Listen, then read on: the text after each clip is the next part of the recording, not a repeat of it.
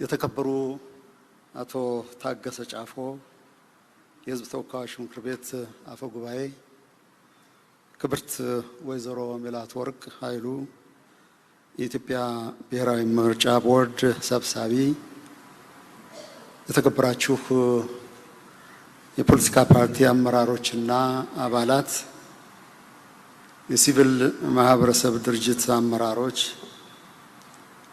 Excellency Ambassador Bankole Adeyo, Commissioner of AUPSC, Excellencies, Ambassadors and members of the diplomatic community, let me take this moment to thank you for honoring us with your presence and also indeed joining us in celebrating this exceptional moment in political history. የተከበራችሁ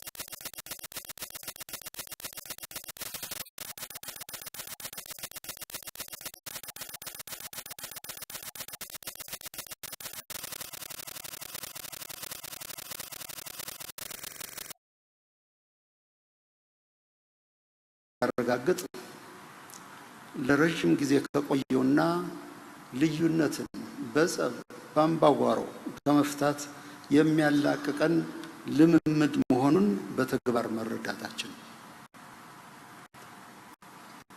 የጸብ ያምባጓሮ ልምምድ በሙሉ ተሽሯል ለማለት አይቻልም። ልቦናቸው በዛ የሚታትር መንፈስ ቅኝታቸው ይህንን ሙጥኝ ብሎ የሚይዝ የየዕለት እስትንፋሳቸው ደግሞ እና ሩባቸው ነውጥ የሆኑ አያሌዎች ቢኖሩ፣ ነገር ግን ትልቁ ትምህርት ይህን ያክል ህዝብ ለምርጫ መውጣቱ የሚያሳየን ከዚህ ባህል መላቀቅ መለያየት እንደምንፈልግ ከዚህ የበለጠ ቃል ምን አለ? ሌላ ትልቅ ትርጉም ሳይሰጠው ይህ ትልቅ ስኬት ነው ለማለት ይቻላል። ከቅርብ ዓመታት ወዲህ ህዝባችን ያገኘውን ሰላማዊ የሽግግር እፎይታ እና የልማት ትሩፋት የሚያጸናው እና አጽንቶም የሚያቆየው በምርጫ ብቻ እንደሆነ ስለተረዳን፣ በመሆኑም እኛ ስለ ምርጫው ጠቀሜታ ቆመን ልንገልጠው ከምንችለው በላይ በንግግር፣ በአደባባይ፣ በዲስኩር እያንዳንዱ ኢትዮጵያዊ ይህንን ታላቅ ቁም ነገር በህሊናው አሰላስሎ ይዞታል፣ በልቦናውም አትሞታል ለማለት ይቻላል። ይህ አንዱ ይመስለኛል። ሁለተኛው የምርጫ ውግንና ከህዝብ ጋር መሆኑን ጠንቅቀን ማወቃችን። ይህን እውነት በሁለት ፈርጅ ለመግለጥ ይቻላል። አንደኛው ፈርጅ ምርጫ ምንጊዜም ቢሆን ተአማኒነቱም ሆነ ክብሩ የሚገለጸው ስልጣን ከሚመነጭበት ከሰፊው ህዝብ ሉዓላዊ ፍላጎትና የመወሰን የመበየን ኃላፊነት ጋር የተሳሰረ መሆኑ።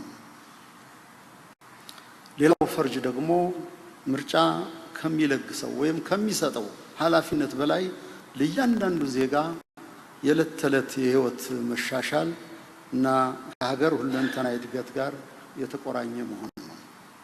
ሶስተኛው በምርጫው ወቅት የሚንሸራሸሩ የፖሊሲ ሀሳቦች እና አማራጮች ከፍታቸውና ጠቀሜታቸው የሚለካው መራጩ ህዝብ ለሀሳቦቹ ከሚሰጠው ምዘና ፋይዳ አኳያ ነው። በዚህ የምርጫ ሂደት ውስጥ አሸናፊ የሆናችሁ ሆነ በንቃት የተሳተፋችሁ ሌሎች ተፎካካሪ ፓርቲዎችና ግለሰቦች ከምርጫው ዋዜማና ከክርክሩ ጀምሮ ያነሳችኋቸውን የፖሊሲ አማራጮች ህዝባችን በጥንቃቄ አዳምጧል። በእርግጥም መልካም አዳዲስ ሀሳቦች ተነስተዋል። ሆኖም እነዚህን ሀሳቦች በኢትዮጵያዊው ህሊና አእምሮና ሀሳብ ውስጥ ማበልጸግ ይኖርብናል። ሀሳቦቹ ለበለጠ እድገት፣ ለሀገር ጥንካሬና ለህዝባችን ብሩህነት፣ ለላቀ ስልጣኔ መሻት መሰረት እንዲሆኑ መትጋት አስፈላጊ ነው፣ ሀሳቦቹ እውን ይሆኑ ዘንድ። አራተኛው እና ባለፈው ሳምንት አብሊቭ እዚህ ይመስለኛል በተካሄደው የምስጋና መርሃ ግብር ላይ የገለጽኩትና ዛሬም ደግመው ዘንድ ፈቃዳችሁ ከሆነ ማስታወስ የምፈልገው ይህ ምርጫ ፖለቲካዊ ኩነት ብቻ ሳይሆን ማህበራዊ ሀብትነቱና ጥሪቱን ኢትዮጵያዊ በተግባር ያሳየበት ታላቅ አምድ ነው። ህዝባችን ስለ ኢትዮጵያዊ ቀናኢነቱና ፍቅሩ ጩኸቱን ሳይሆን የምርጫ ካርድ ድምፁን፣ ስላቅ ሀኬትን ሳይሆን ትሁትነቱን፣ የትኛውንም የፖለቲካ ሀሳብ ቢያራምድ እንኳን ማህበራዊ እና ሀገራዊ ፍቅሩን ከጎኑ ላለው ወገኑ አለመንፈጉን ያሳየንበት እጅግ የተዋበ መድረክ ነበር ለማለት ይቻላል።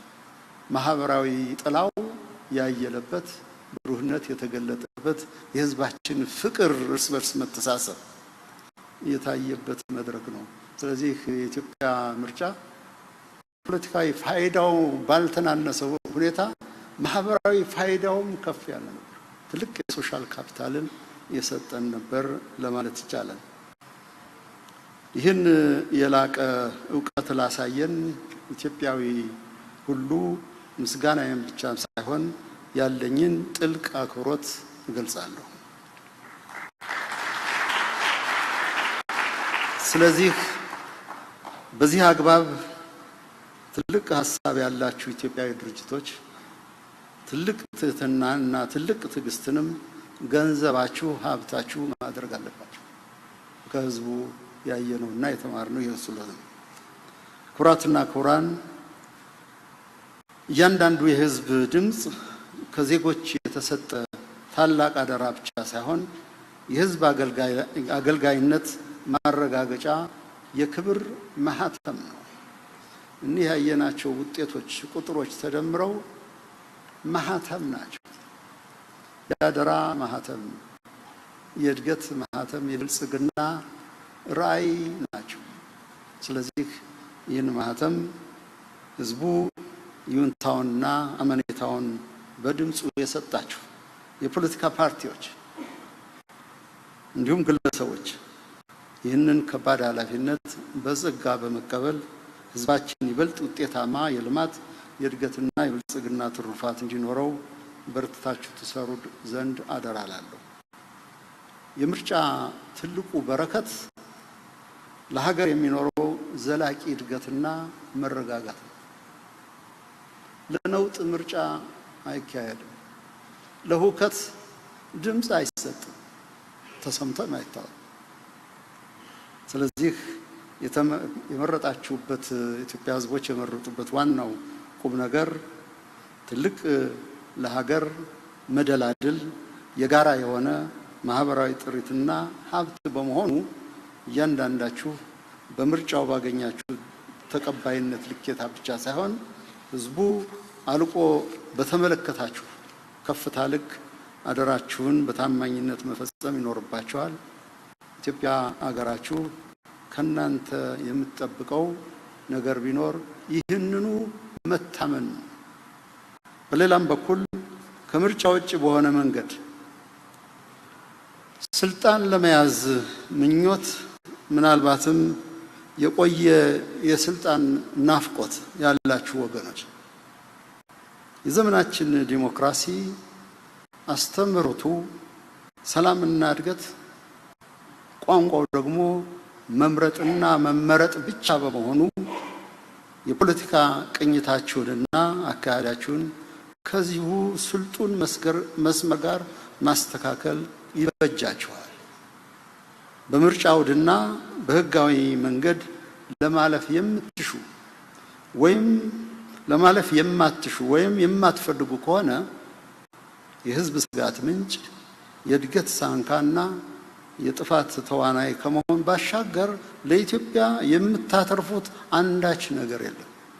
ስለዚህ ካሁን በኋላ የህዝብ ድምፅ ያልጎበኘው የምርጫ ካርድ ያልዳሰሰው የፖለቲካ ስልጣን መያዣ መንገድ በኢትዮጵያ ዝግ መሆኑን እነሆ እንዳየነው መሰረት የጣለ ስለሆነ ሌላ አማራጭ የምታስቡ ሁሉ ዘመኑም አይፈቅድም፣ ህዝቡም አይፈቅድም። ስለዚህ ፈጥኖ ትክክለኛውን መስመር መያዝ እየተገባ ነው። ህዝባችን አሁን በደረሰበት የፖለቲካ ንቃተ ህሊናና የእውቀት ልምምድ ደረጃ ጎታች ሀሳብን እንዲሁም አመፅን የማይፈቅድበት ግጭትን ያነወረበትና የተጠየፈበት ዘመን በመሆኑ እውቀታችሁንና አካሄዳችሁን በዚህ ልኬታ አስተካክላችሁ ከርክማችሁ የፖለቲካ ስራችሁን መቀጠል የሚበጅ የሚመከር መሆኑን ለመግለጽ እወዳለሁ። ይህንኑ ስልጡን መንገድ ለመቀበል የማትፈቅዱ ሁሉ ግፋቢል የምትሆኑት የኢትዮጵያ ፖለቲካ የዘመናችን ፖለቲካ ድርሳን ሲጻፍ ልትሆኑ የምትችሉት የግርጌ ማስታወሻ ብቻ። ስለዚህ የምትታወሱት ሞትን በመናኘት ጥፋትን በማወጅ ወይም በመደገስ ሳይሆን በእድገት በእውቀት እንዲሆን እንደገና ማሰላሰል የተገባ ይመስለኛል። ባለፈው ሳምንት የኢትዮጵያ ሲቪል ማህበረሰብ ድርጅቶች ካውንስል የምስጋና መድረክ አዘጋጅቶ ሌሎቹን ታላላቅ ባለ ድርሻ አካላትን ሲያመሰግን ነበር። ሲቪል ማህበራቱ ህዝባችንን ከምርጫው ሂደት ጋር ለማገናኘት በህጋዊነትና በጨዋነት ንቁ ተሳትፎ እንዲኖረው ለማድረግ ያበረከቱት ድርሻ ቀላል አልነበረም። ለዚህም ነው እጅግ ከፍ ያለ ምስጋናዬን ያቀረብኩት። ደግሜ አሁንም ምስጋናዬን ለማቅረብ መወደው የኢትዮጵያ ብሔራዊ ምርጫ ቦርድ በተቋም አደረጃጀት በአመራር ብቃትና በእውቀት ረገድ እያሳየ የመጣውን ቀጣይነት ያለውን እድገት እንዲሁም ዘመናዊ ቴክኖሎጂን በምርጫ ስርዓታችን ውስጥ በማላመድ አሰራሩን ለማዘመን ለሚወስዳቸው በጎ እርምጃዎች ሁሉ ታላቅ ምስጋናዬን አቀርባለሁ። የከረመና ሰፊ ተመክሮ ካላቸው ለዲሞክራሲ ስርዓትን አበልጽገዋል ከሚባሉ ሀገራት የምትወስዱት ጠቃሚ አስተምሮ እንደተጠበቀ ሆኖ ቅድም በገለጻችሁልን መሰረት እጅግ የሚያደፋፍር እጅግ ተስፋ የሚሰጥ ማለትም ተቋሙ በራስ አቅም በሀገራዊ እይታ በኢትዮጵያዊ ነባራዊ አውድ በአግባቡ በመቀመር የበለጠ ላቅ ያለ ስራ እንደምትሰሩ እምነቴ የጸና ነው። ስለዚህ ከፈተናዎች ጠቃሚ ትምህርት እንደምትወስዱ እና ውጤታማ የሆናችሁባቸውን አሰራሮች ደግሞ ይበልጥ እንደምታጠነክሩ ሙሉ እምነት አለኝ። በመጨረሻም ለሰባተኛው አገራዊ ምርጫ ስኬታማነት በየፈርጁ አስተዋጽኦ ላበረከታችሁ የተፎካካሪ የፖለቲካ ፓርቲዎችና እጩዎች፣ ግለሰቦች፣ ለጸጥታ መዋቅር አባላት በተለይ ለመከላከያ ሰራዊት፣ ለፌደራል ፖሊስና የክልል የጸጥታ ኃይሎችና ሚሊሻዎች፣ ለአፍሪካ ህብረት፣ ለኢጋድና ለዲፕሎማቲክ ማህበረሰቡ አባላት፣ ለመገናኛ ብዙሃን ተቋማትና ጋዜጠኞች፣ ለሃይማኖት አባቶችና ማህበራዊ ስብስቦች ከ64,000 በላይ ለሆናችሁ የሀገር ውስጥ ታዛቢዎች በሙሉ የላቀ ምስጋናዬን አቀርባለሁ።